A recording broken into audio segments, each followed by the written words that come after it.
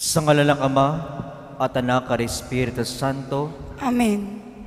ang pagpapala ng ating Panginoon Kristo, ang pag-ibig ng Diyos Ama, at ang pag-iisa ng Espiritu Santo, naway sa mayong lahat. At sumayo rin. Mga kapatid, sa ating paggunita kay Maria, at tawa sa ating patuloy panahan sa pag-ibig ng Diyos, nawa sa ang nito, maiwaksin natin ang ating nagawang pagkakasala upang lahat tayo maging karapat-dapat na umarap sa kanyang paghahari ni Jesus. Kaya mo maging karapat-dapat tayo sa timbalang pagdiriwang, amin natin pag-isihan ang ating nagawang pagkakasala.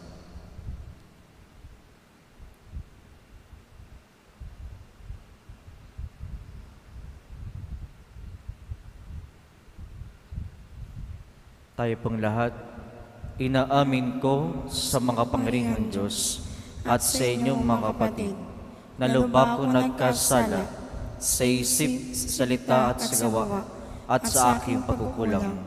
Kaya isinasamo ko sa mahal na Birhen Maria, sa lahat ng mga anghel at mga banal, at sa inyong mga kapatid, na ako'y panalangin sa Panginoong ating Diyos.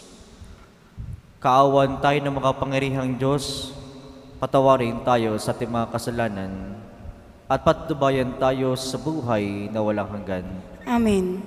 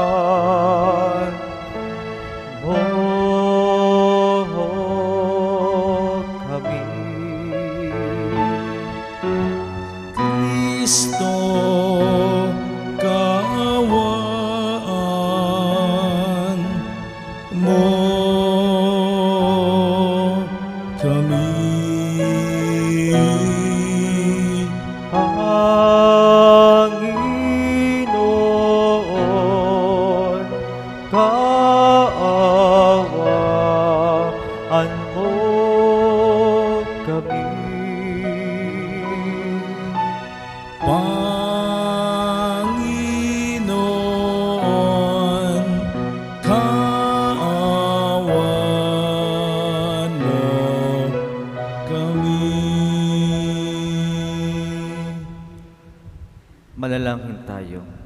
Iyuko natin ating ulo at pagsamasamayin natin ang ating mga panalangin. Ama naming mga pangyarihan, kaming gumugunita sa mahal na Birheng Maria ay humihiling na inyong pagbigyan pakundangan sa kanyang pagdalangin upang kami maginapating tumanggap mula sa abot-abot ng kaloob mo sa pamamagitan ni Jesucristo, kasama ng Espiritu Santo magpa sa walang hanggan. Amen. Tayo po ngayon ay nasa bahagi ng liturya ng salita ng Diyos.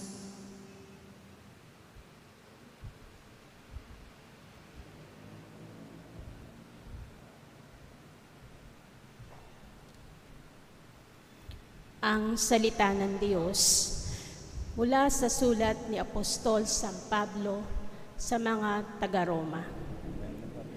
Mga kapatid, hindi nahahatulang maparusahan ang mga nakipag-isa kay Kristo Jesus. Wala na ako sa ilalim ng batas ng kasalanan at kamatayan, sapagkat pinalaya na ako ng batas ng Espiritong nagbibigay buhay, bunga ng pakikipag-isa kay Kristo Jesus. Ginawa ng Diyos ang hindi nagawa ng kautusan dahil sa likas na kahinaan ng tao. Sinugo niya ang kanyang sariling anak sa anyo ng taong makasalanan upang maging handog para sa kasalanan, at sa anyong iyo'y hinatulan niya ang kasalanan. Ginawa niya ang lahat ng ito upang ang hinihingi ng kautusan ay maisakatuparan sa atin na namumuhay ayon sa Espiritu at hindi ayon sa laman. Sapagkat ang namumuhay ayon sa hilig ng laman ay nahuhumaling sa mga bagay na ukol sa laman. Ngunit ang namumuhay sa patnubay ng Espiritu ay nagsisikap ukol sa mga bagay na espiritual. Ang pagkahumaling sa mga bagay ukol sa laman ay magbubulid sa kamatayan. Ngunit ang pagsisikap sa mga bagay ukol sa Espiritu ay magbubunga ng buhay at kapayapaan. Sapagkat kalaban ng Diyos ang sinumang nahuhumaling sa mga bagay ukol sa laman. Hindi siya sumusunod sa kautusan ng Diyos at hindi niya kayang sumunod. At ang mga nabubuhay ayon sa laman ay hindi maaaring kalugdan ng Diyos. Ngunit hindi na kayo namumuhay ayon sa laman, kundi ayon sa Espiritu. Kung talagang nananahan sa inyo ang Espiritu ng Diyos, kung ang Espiritu ni Kristo'y wala sa isang tao, hindi siya kay Kristo. Ngunit kung nasa inyo si Kristo, bagamat patay na ang inyong mga katawan dahil sa kasalanan, buhay naman ang inyong espiritu dahil sa pinawalang sala na kayo. Kung nananahan sa inyo ang Espiritu ng Diyos na siyang muling bumuhay kay Jesucristo, ang Diyos ding bumuhay kay Jesucristo, ang Diyos ding magbibigay ng buhay sa inyong mga katawang mamamatay sa pamamagitan ng Kanyang Espiritong namumuhay sa inyo. Ang salita ng Diyos. Salamat sa Diyos. Salmong tugunan. Panginoon, ang bayan mo ay dumudulog sa iyo. Tayo pong lahat. Panginoon, ang bayan mo ay dumudulog sa iyo. Ang buong daigdig, lahat ng naroon, may-ari ang Diyos, ating Panginoon.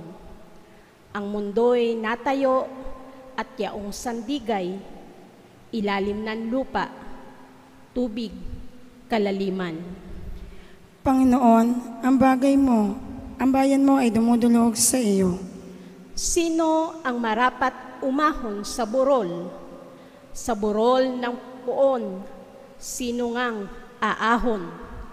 Sinong papayagang pumasok sa templo?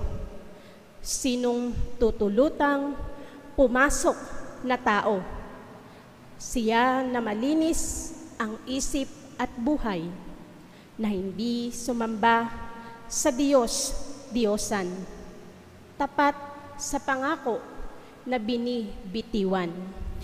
Panginoon, ang bayan mo ay dumudulog sa iyo. Ang Panginoong Diyos, pagpapalain siya. Ililigtas siya't pawawalang sala. Gayon ang sinumang lumalapit sa Diyos. Silang lumalapit sa Diyos ni Jacob.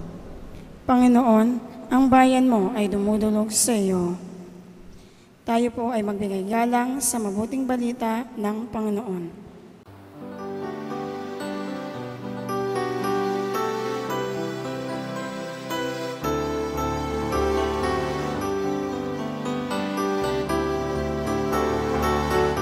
Alleluia, alleluia, alleluia, alleluia. Alleluia, Alleluia, Alleluia, Alleluia.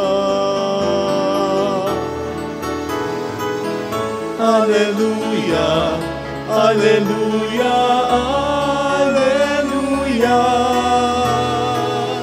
Alleluia, Alleluia, Alleluia, Alleluia.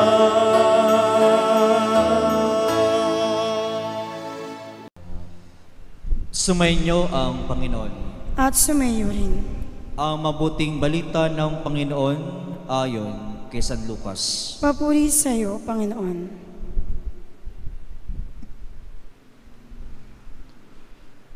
Dumating noon ang ilang mga tao at ibinalita kay Jesus na ipinamatay ni Pilato ang ilang Galileo samantalang ang mga ito'y naghahandog sa Diyos. Sinabi niya sa kanila, akala ba ninyo'y higit na makasalanan ang mga Galileyong ito kaysa ibang pang mga taga-Galilea? Dahil sa gayon ang sinapit nila? Hindi. Ngunit sinasabi ko sa inyo, kapag hindi ninyo pinagsisihan at tilikdan ang inyong mga kasalanan, mapahamak din kayong lahat.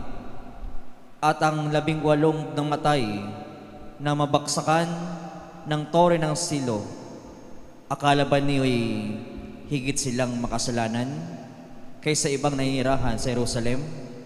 Hindi. Ngunit sinasabi ko sa inyo, kapag hindi ninyo pinagsisihan at tilikdan ang inyong mga kasalanan, mapahamak din kayong lahat.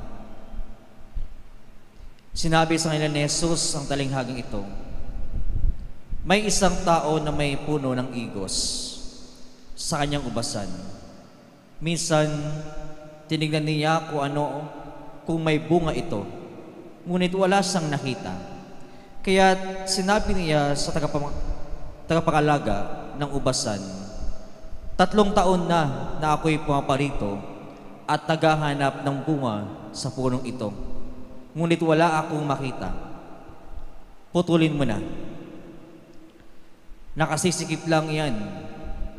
Ngunit sumagot ang tagapangalaga, huwag po muna nating putulin sa taong ito. Huhukayan ko ang palibot at lalagyan ng pataba. Kung mamunga po ito sa darating na taon, mabuti.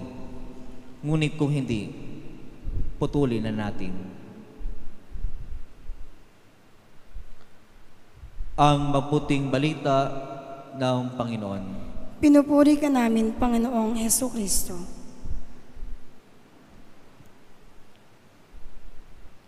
Magandang umaga po sa inyong lahat. God is good all the time. Palapatan ng Panginoon.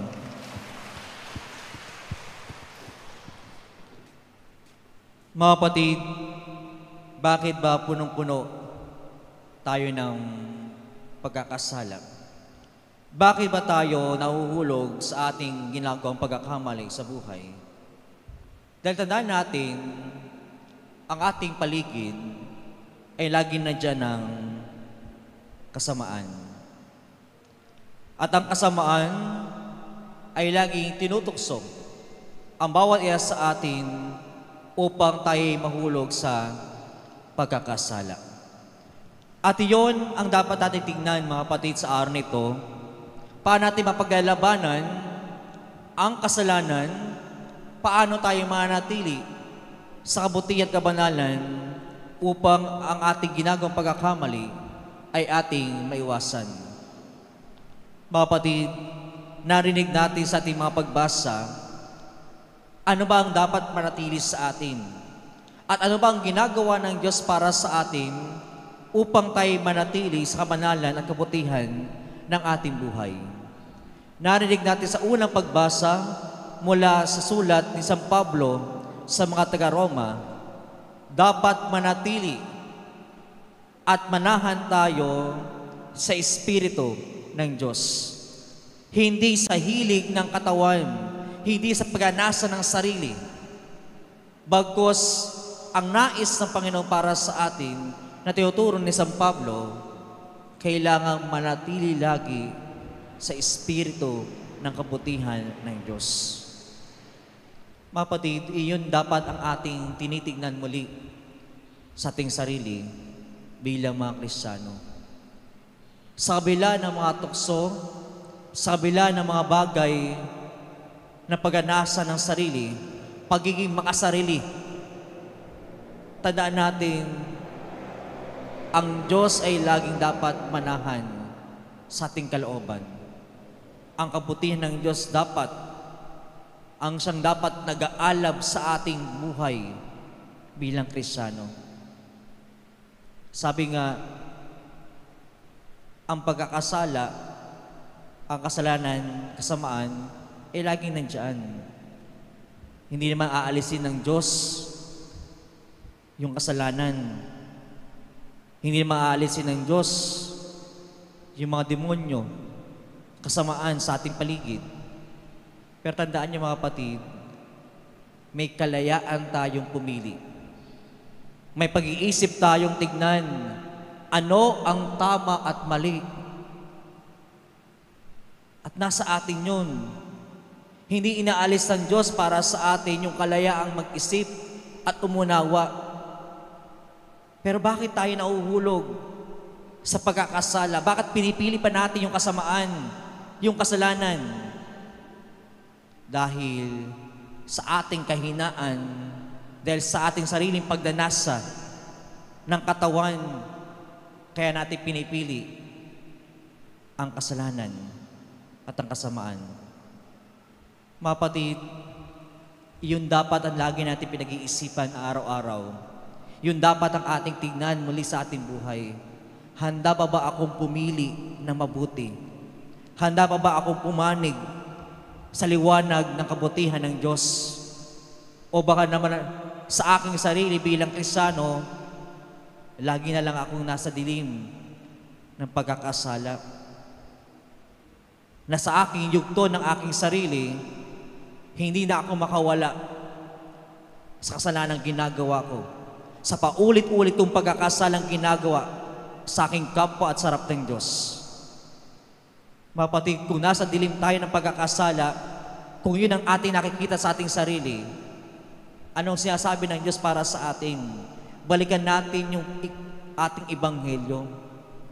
Narinig natin kung paano sinasabi ng Panginoon, akala ba ninyo yung mga taong nagkasala, yung mga taong namatay, sila ay makasalanan? Hindi. Baka mas higit pa yung mga taong nabubuhay ngayon ang nagkakasala. Subalit, ipinakita sa ating talinghaga yung pag-ibig ng Diyos para sa atin. At ano yun? Katulad ng puno ng igos na hindi namumunga, katulad din tayo niyon ng ating buhay. Dahil sa ating pagkakasala, dahil sa ating ginagawa pagkakamali, hindi rin ay namumunga ng kabutihan. Pero ano sabi ng tagapangalaga? Ang sabi ng tagapangalaga, hayaan niyo muna po na lagyan ko ng pataba, hayaan niyo po na bungkalin ko yung paligid nito, baka po mamunga pa siya sa susunod na taon. Ano sinasabi sa ating mga kapatid sa ito? Na sa kabila ng ating pagkakamali, sa kabila ng ating mga hindi paggawa ng kabutihan, inaasahan pa rin tayo ng Diyos. Binibigyan pa rin tayo ng tsansa ng Diyos na magbago. At sana po, kung binigyan kayo ng tsansa ng Diyos na magbago, sana makita natin at paunawaan natin, ito na yung pagkakataon na dapat tayong manatili sa Espiritu ng Diyos, sa Espiritu ng kabutihan. Habang tayo merong buhay, habang tayo humihinga, may pagkakataong magbago. May pagkakataong dapat tayong manatili sa kabutihan ng Panginoon. Amen po ba? Palapan ng Panginoon. Kaya mga kapatid, huwag nating tignan ang ating sarili lang na hindi natin kaya magbago.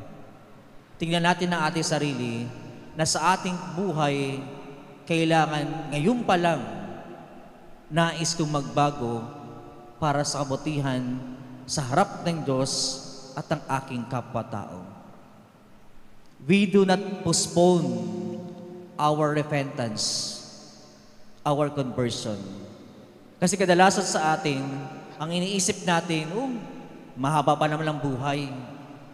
Mahaba pa naman ang panahon para magbago. No. Repentance is a calling for now. Ngayon pa lang, dapat tayo manatili. Ngayon pa lang, tiyatawagan tayo ng Diyos na magbago sa lahat ng ating ginawang pagkakamali. Kung alam mong ikaw ay nagkasala sa nakaraan, kung alam mong ikaw ay nabigo sa kabutihan ng Diyos, at ngayon nabubuhay ka pa, sabihin mo sarili mo ngayon na magabago ako sa araw nito. Magabago ako dahil alam kong ito ang dapat, ito ang kalayaan ko upang manatili sa pag-ibig ng Diyos. Ang nakaraang kasalanan ay hindi na maalis. Subalit, ang mahalaga ngayon ay ang ngayon. Na ngayon, gagawin mo ang lahat na manatili sa butihan, manatili sa Espiritu ng Diyos. Dahil ang alam natin mga kapatid, kung ating bibigyang tunay na hulugan ng ating sarili ng pagbabago, sa pagdang panahon, handa tayong papasok sa tahanan ng Diyos. Handa tayong tatanggapin ng Panginoon dahil alam nating naging mabuti tayo sa yugto ng ating pagkakasala. Nagbago tayo dahil alam natin ang Diyos ay kasama natin, ang Espiritu ng Diyos ang nanatili sa ating kalooban upang lahat tayo ay maging tunay na alagad ng pag-ibig at kabutihan ni Jesus. Kaya mga kapatid, nawa sa paghain natin ng banalamisang ito, nawa idalangin natin sa Panginoon na muling manatili si Jesus sa ating buhay. Siya ay nagsakripisyo para sa atin. Siya nag-alay ng buhay upang lahat tayo'y iligtas sa lahat ng pagkakasala.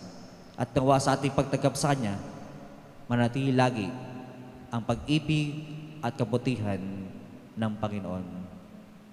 Amen po ba? Ang mga tamad, anong oras na? Wala pa natin, Panginoon.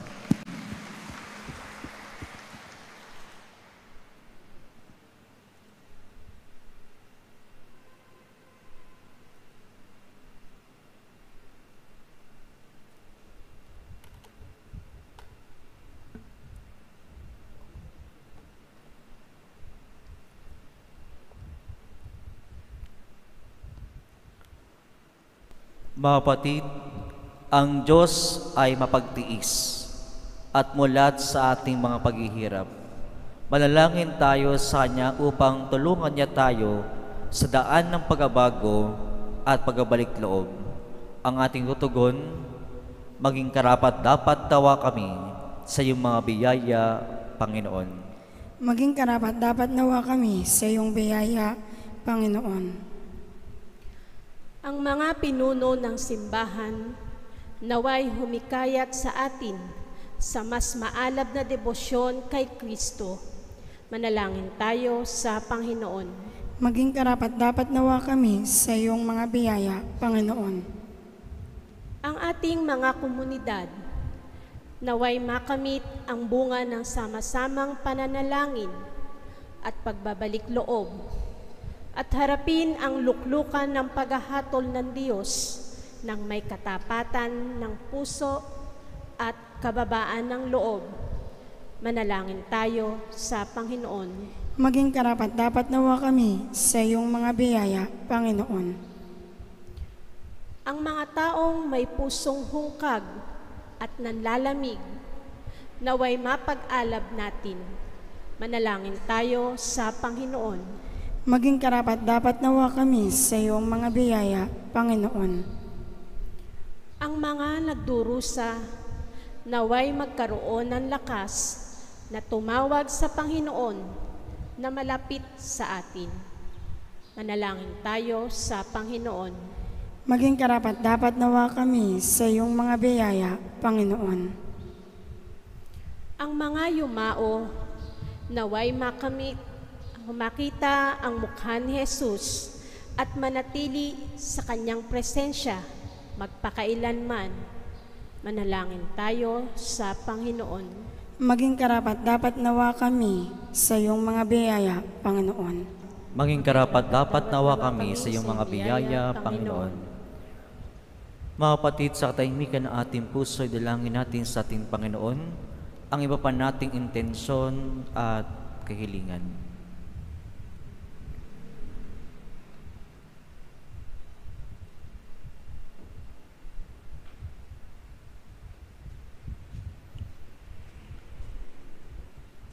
Mapagmahal na Ama, tanggapin mo ang mga panalangin na iyong nagbabalik loob na bayang lumalapit sa iyo na may kababaang loob at panampalataya. Hinilami ito sa pamamagitan ng Kristong aming Panginoon. Amen. Amen. Nasa bahagi na po tayo ng pagdiriwang ng liturhiya ng Eukaristiya.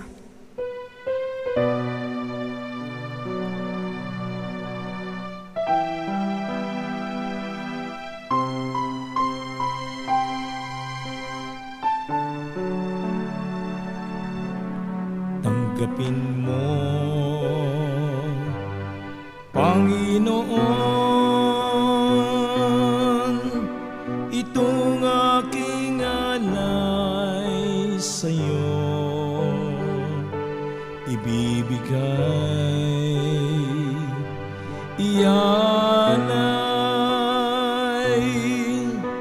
lahat ng yaman at buhay, ihahandog sa'yo. Papuri sa ngalan mo, kahit na may kasalanan. Itong pusong nagmamahal, tanging hiling sa'yo. Sana'y tanggapin ang alay ko.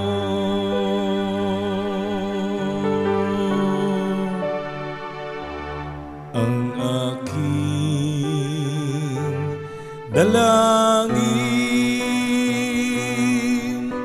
maging karapat-dapat sa iyong tingin. Itong pusong nananabik na makapiling ka tuwi na ihahandog sa'yo. Papuri sa ngalan mo, kahit na may kasalanan. Itong pusong nagmamahal, tanging hiling sa'yo. Sana'y tanggapin ang alay ko.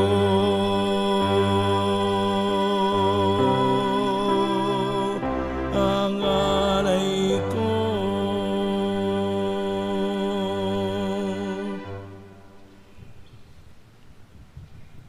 Manalangin kayo mga kapatid upang pagkakain natin kalugdan ng Diyos sa mga makapangyarihan.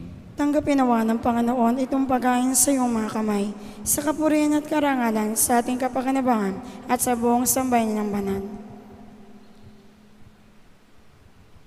Ama naming lumikha, inaalay namin sa iyo ang mahandog na ito bilang pagtanaw ng utang na loob ngayong aming pinagiriwang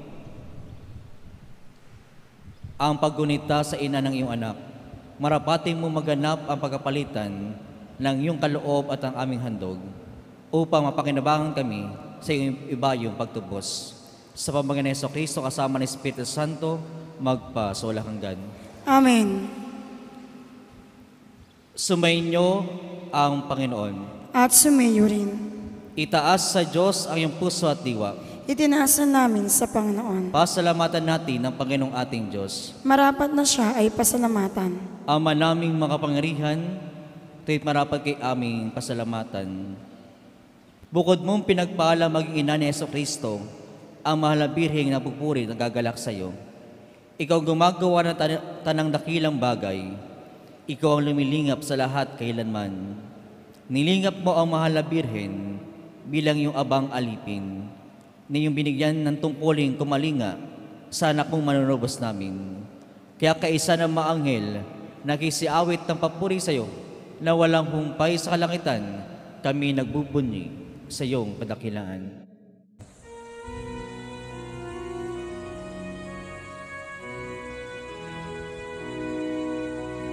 Santo, Santo, Santo, Panginoong Diyos ng mga hukbo, napupuno ang langit at lupa ng kadakilan mo. Hosana, Hosana sa kaitaasan, pinagpalang na paririto sa ngalan ng Panginoon. Hosana, Hosana sa kaitaasan.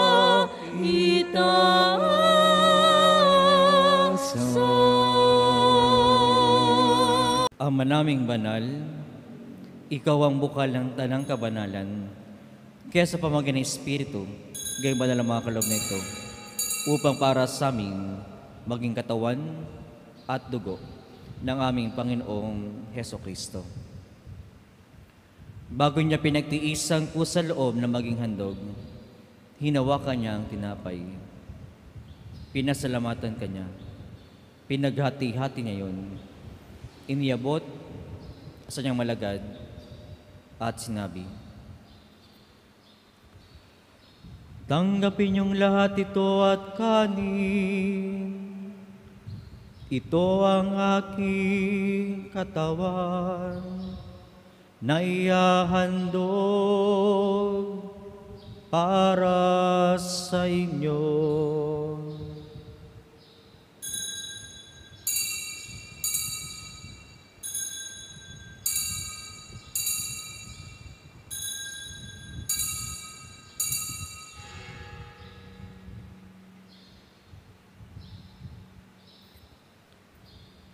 Gayon naman nang matapos ang hapunan, hinawakan niya ang kalis.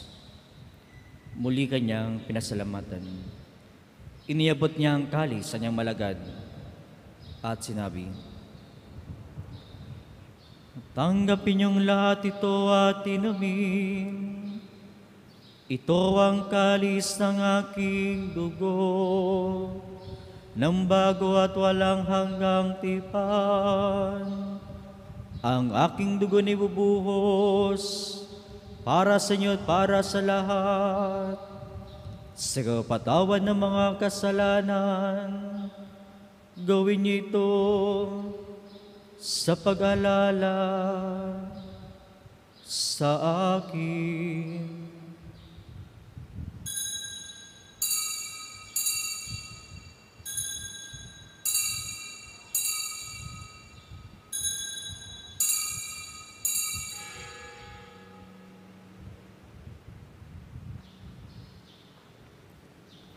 Ipagbunyi natin ang misteryo ng pananampalataya.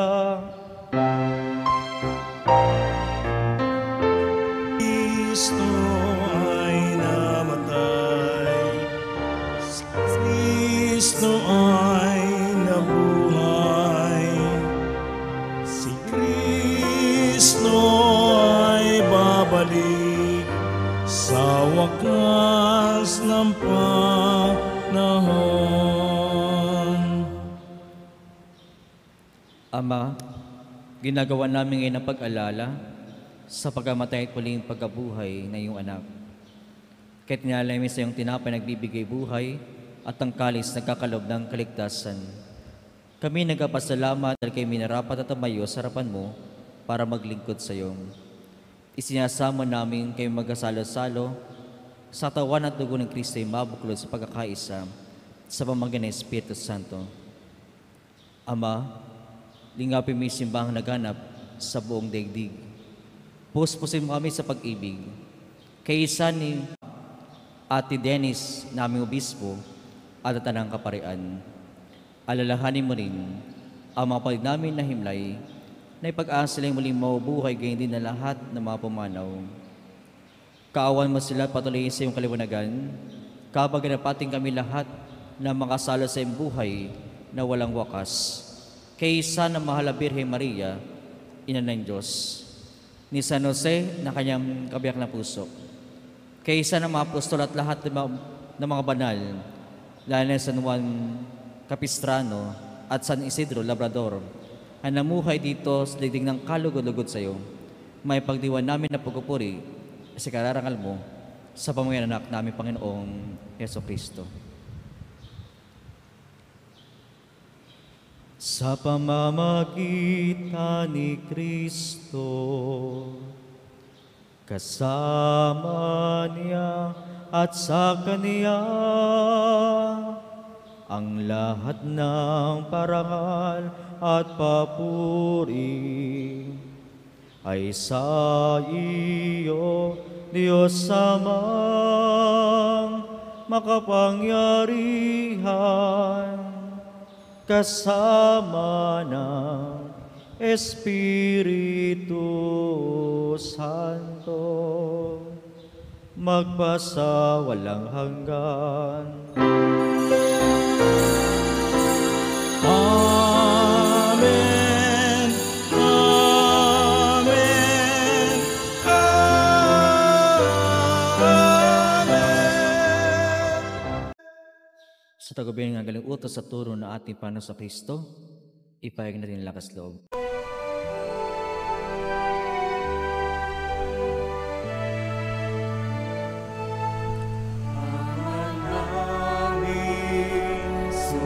Sumasalangit ka, sambahin ang ngalan mo, mapasa amin ang kaharian mo, sundin ang loob mo, dito sa lupa parang sa langit, bigyan mo po kami ngayon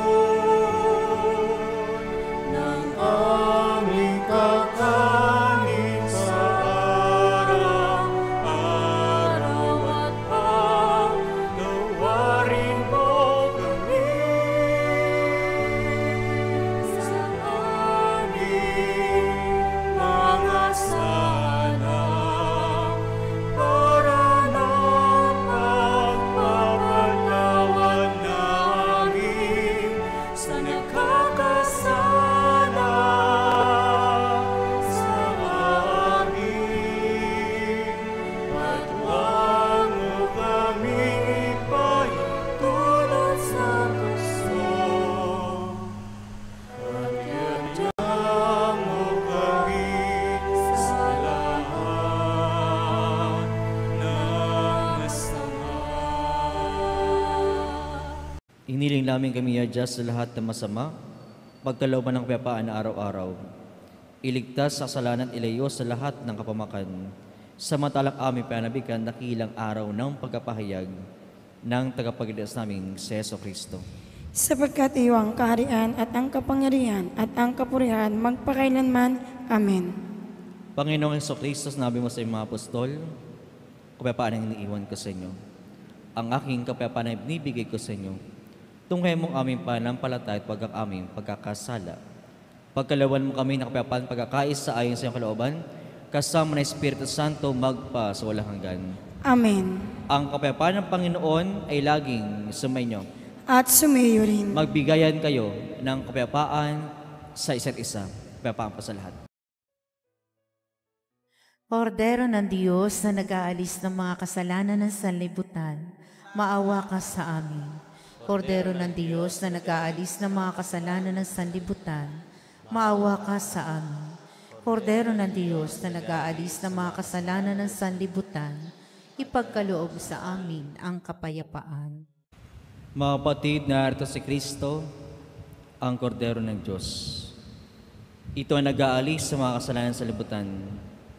Siya nagbibigay patuloy sa atin ng ating kaginhawaan sa lahat ng ating pagkakasala. Mapalad tayong nananayahan sa iyong banal na piging.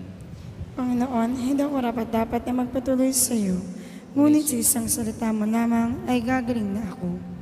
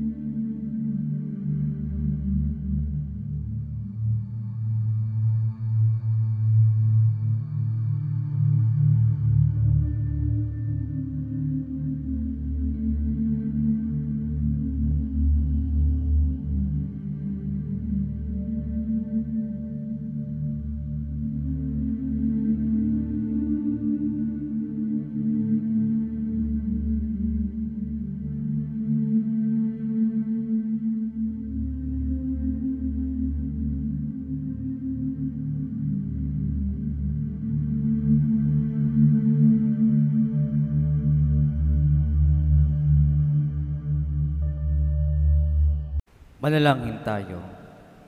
Iyuko natin ating ulo. Ama na ng pagmahal, kami ang kasalo-salo sa banal na pakikinabang ay nakikiusap na pakundangan sa pagunita namin sa mahal na Birhen Maria. Marapati mo kami makadulog sa iyong piging sa kalangitan. Sa pamamagitan ng Kristo kasama ng Espiritu Santo, magpa sa walang hanggan. Amen. Sumainyo ang Panginoon At sumayo rin. at pagpalain kayo at yung pamilya ng makapangyarihang Diyos, Ama, Anak at Espiritu Santo. Amen. Humayo kayo sa kapayapaan at patuloy na magbago para sa butihan ng Diyos. Salamat sa Diyos. God is good All the time. all the time. God is good. Ang mga tamad, Huwag pakainin. anong oras na? Magbago ka na. Palapatan ng Panginoon.